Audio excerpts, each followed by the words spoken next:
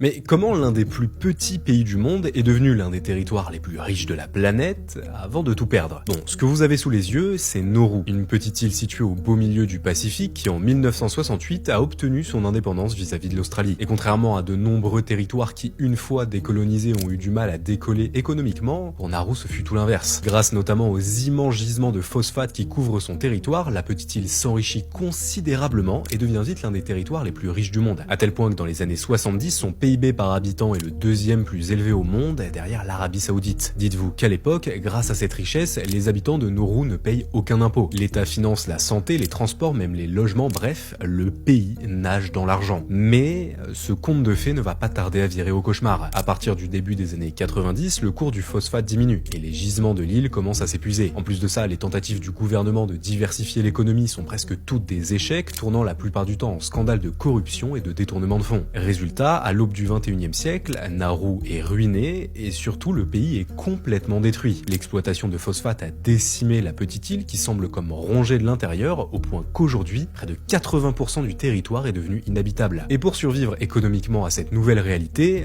Nauru a donc dû se réinventer. Aujourd'hui, le pays accueille par exemple des réfugiés expulsés d'Australie contre de l'argent, envisage l'exploitation minière des fonds marins et vend même son passeport pour plus de 100 000 $. Une initiative qui a d'ailleurs été vivement pointée du doigt puisqu'au début des années 2000, Nauru avait déjà tenté de céder sa citoyenneté contre de l'argent et avait fini par l'octroyer à des membres d'Al-Qaïda.